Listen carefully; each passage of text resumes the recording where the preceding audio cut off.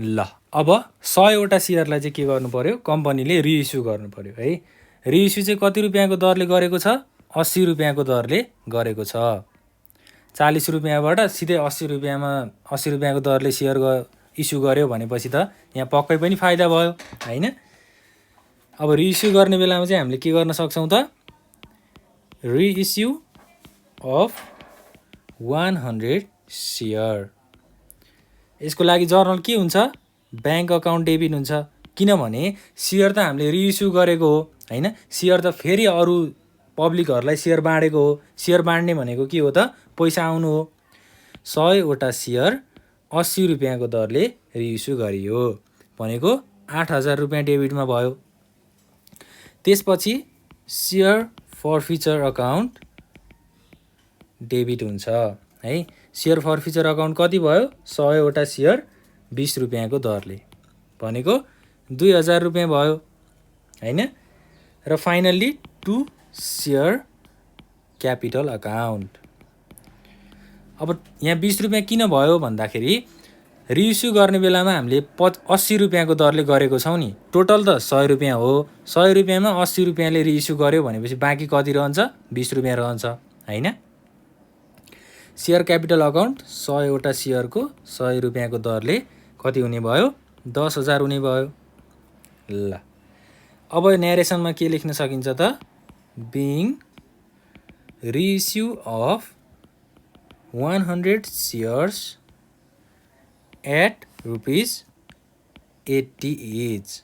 ल अब रिइस्यु भयो। अब कति भयो त है, सुरुमा 40 रुपियाँको दरले एउटा सेयर होल्डरले पैसा तिरेको थिएन। तर त्यही सेयरलाई हामीले 100वटा सेयरलाई 80 रुपियाँको दरले बेचेका छौँ भनेपछि अथवा इस्यु गरेको छौँ भनेपछि 40बाट 80मा पुग्नु भनेको के हो, प्रफिट हो हैन। बाँकी रहेको पैसा चाहिँ कहाँ जान्छ त, ट्रान्सफर टु क्यापिटल रिजर्भ। यो पैसा क्यापिटल रिजर्भमा जानु भनेको पैसा चाहिँ कम्पनीको लागि के हो त, फाइदा हो है। यसको जर्नल के हुन्छ, सेयर फर्फिचर अकाउन्ट डेबिट। 100वटा सेयर 40 रुपियाँको दरले फाइदा भएको छ हैन भनेको 4000 भयो। र टु के हुन्छ, क्यापिटल रिजर्भ। फर्फिचर अकाउन्टबाट क्यापिटल रिजर्भमा पैसा गयो 4000। ल अब यसको न्यारेसन हामीले के लेख्न सक्छौँ त, being gain on forfeiture of share. Share forfeiture गर्दाखेरि प्रफिट कति भयो त, 4000 को भयो हैन। ल अब सुरुमा कम्पनीमा 20,000 को सेयर फर्फिचर भएको थियो। त्यसपछि हामीले 20,000 मध्ये 10,000 को सेयर चाहिँ फेरि रिइस्यु गरिदियौँ र बाँकी पैसा चाहिँ के भयो त, हाम्रो लागि प्रफिट भयो। कल्स इन एरियर भनेको 8000 रुपियाँ त पैसा आएकै छैन हैन। ल यसरी चाहिँ हामीले फर्फिचरको कुराहरू गर्न सक्छौँ। फर्फिचरको अर्को एउटा क्वेसन पनि हामी प्र्याक्टिस गरौँ, त्यसले पनि हामीलाई क्लियर चाहिँ कन्सेप्ट चाहिँ एकदमै क्लियर बनाउँछ। 2076 को क्वेसन हो, a company forfeited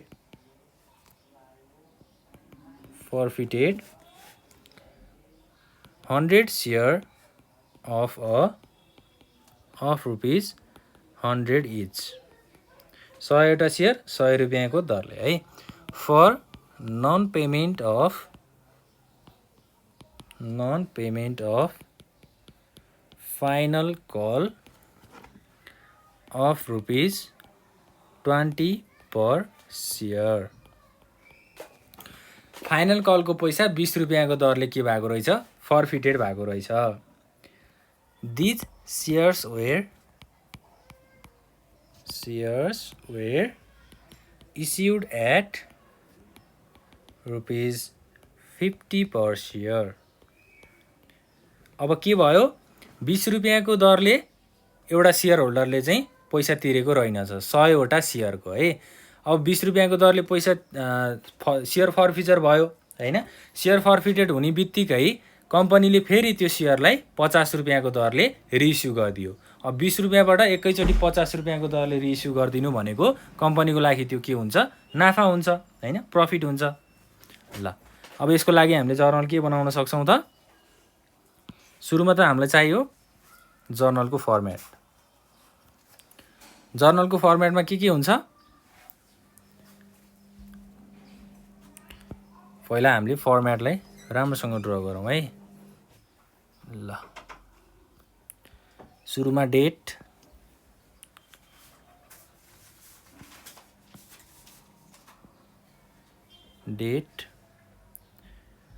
particulars, ledger folio number,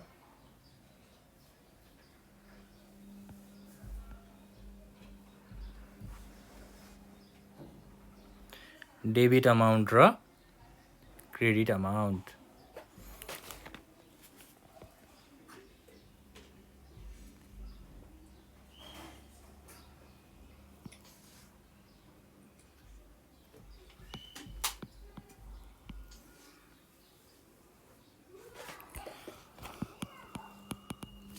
particulars, ledger folio number, debit amount र क्रेडिट अमाउन्ट। अब हेडिङमा लेख्ने जर्नल इन्ट्रिज हैन। ल अब फरफिचर भएको छ। फरफिचर कतिवटा सेयरको फरफिचर भएको छ? 100 वटा सेयरको। भनेपछि फरफिचर अफ 100 सेयर्स। सेयर्स फरफिचर हुने बित्तिकै के हुन्छ? अब सेयर क्यापिटल अकाउन्ट डेबिट हुन्छ। सेयर क्यापिटल एकाउन्ट डेबिट, किनभने कम्पनीको लागि यो के भयो? घाटा भयो है। कम्पनीको लागि घाटा हुनु भनेको सेयर क्यापिटल अकाउन्ट डेबिट हुनु हो। 100 वटा सेयर 100 रुपियाँको दरले है। टोटल पैसा कति हुन्छ? 10,000 हुन्छ। 2 सेयर फरफिचर हैन। सेयर फरफिचर कति भयो त? अब 100 वटा सेयर 80 रुपियाँको दरले है। कति भयो? 8,000 भयो। र 2 calls in arrear. Calls in arrear भनेको सेयर होल्डरहरूले नतिरेको पैसा है। कल्स इन एरियर कति भयो त? अब 100 × 20। यो 80 रुपियाँ कसरी आएको छ यो बुझ्नुपर्छ है। मैले यतिकै 80 रुपियाँ लेखेको होइन नि। 80 रुपियाँ चाहिँ किन भयो भन्दा यो 100 वटा सेयर फाइनल कलमा 20 रुपियाँको दरले एउटा सेयर होल्डरले तिरेको छैन। भनेपछि 100 रुपियाँमा 20 रुपियाँको सेयर नआउनु भनेको, 20 रुपियाँको दरले सेयरको पैसा नआउनु भनेको बाँकी रहन्छ कति त? 80 रहन्छ। 80 रुपियाँको दरको सेयर चाहिँ के भएको छ? फरफिचर भएको छ। कल्स इन एरियर कति भयो? 2000 भयो हैन। अब यसको न्यारेसन के हुन्छ त? being forfeiture of 100 share for non-payment of final call। ल क्वेसन अनुसार फाइनल कलको 100 रुपियाँ 100 वटा सेयरको पैसा फरफिचर भयो। अब यो फरफिचर भएको सेयरलाई के गरेको छ? कम्पनीले फेरि रिइस्यु गरेको छ है। कम्पनीले रिइस्यु गर्यो। Reissue of 100 share.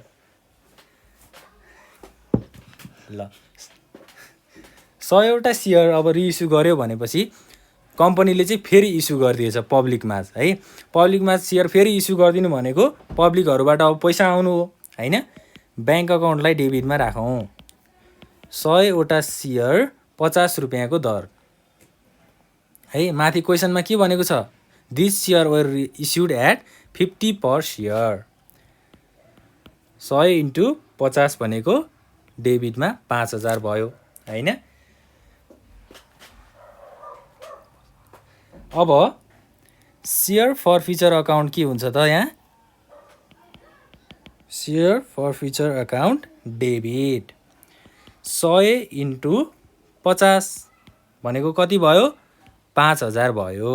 र फाइनल्ली क्रेडिटमा के हुन्छ? 2 सेयर क्यापिटल अकाउन्ट। अब यहाँ सेयर क्यापिटल अकाउन्ट क्रेडिटमा छ, माथि सेयर क्यापिटल अकाउन्ट के छ डेबिटमा छ।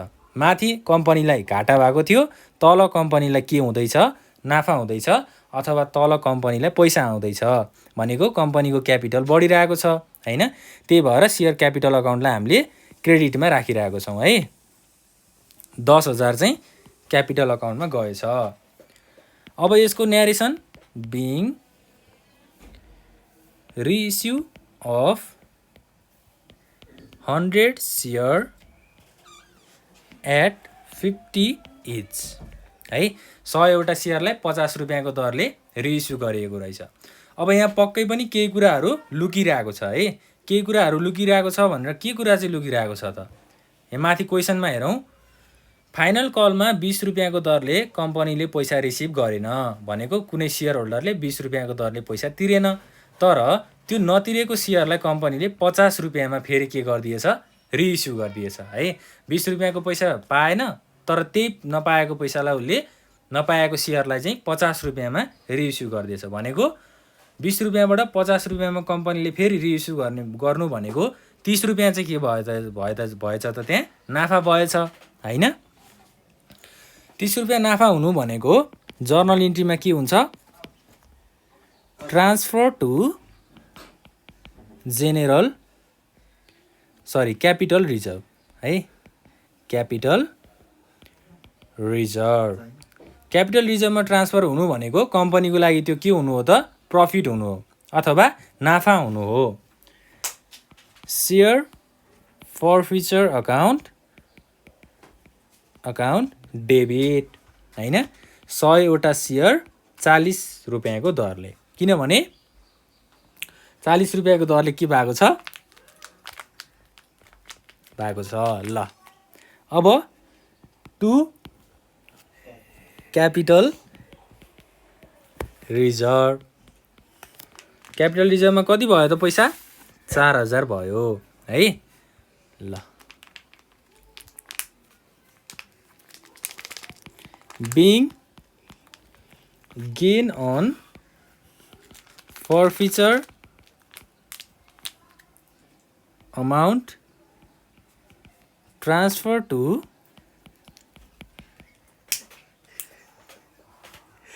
क्यापिटल रिजर्भ ल। कम्पनीलाई नाफा भएको पैसा चाहिँ क्यापिटल रिजर्भमा गयो। एकैछिन है त, यहाँ 20 रुपियाँको दरले पैसा रिसिभ भएको थिएन र त्यही रिसिभ नभएको पैसालाई कम्पनीले फेरि 50 रुपियाँको दरले बेच्यो भनेपछि यहाँ कति रुपियाँ नाफा हुन्छ, 40 रुपियाँ होइन है, यहाँ 30 रुपियाँ चाहिँ नाफा हुन्छ। 100 × 30 भनेको 3000 चाहिँ के भएछ नाफा भएछ ल। यहाँ हाम्रो थोरै यहाँ प्रब्लम आएको रहेछ है। 20 रुपियाँको दरले पैसा रिसिभ गरेको थिएन, त्यही रिसिभ नगरेको सेयरलाई उसले 50 रुपियाँमा बेचिदियो भनेको 50 - 20 भनेको कति हुन्छ, 30 हुन्छ र 30 रुपियाँ चाहिँ के भएछ फाइदा भएछ कम्पनीलाई। यसरी चाहिँ हामीले सेयर फर्फिचर भयो भने त्यसको जर्नल कसरी बनाउन सकिन्छ भन्ने कुराहरू चाहिँ यसरी डिस्कस गर्न सक्छौँ। अब यस्तै खालको क्वेसन्सहरू हामी नेक्स्ट क्लासमा पनि डिस्कस गर्नेछौँ। आजको लागि यति नै गरौँ र यस्तै खालको क्वेसनहरू प्र्याक्टिस गर्दै जानु होला। इक्जाम ओरिएन्टेड भएर पढ्नु होला, इक्जाम पनि नजिक आउँदैछ है। केही प्रब्लमहरू भएछ भने हामीलाई कल गरेर पनि सोध्न सक्नुहुन्छ। कल गर्ने नम्बर भनेको 98 495 95 8 95। यो नम्बरमा हामीलाई कल गरेर पनि तपाईँहरूले आफ्नो क्वेसन्सहरू चाहिँ राख्न सक्नुहुन्छ है ल। नम्बर म क्लियरली लेखिदिन्छु, 98 495 95 8 95। Thank you.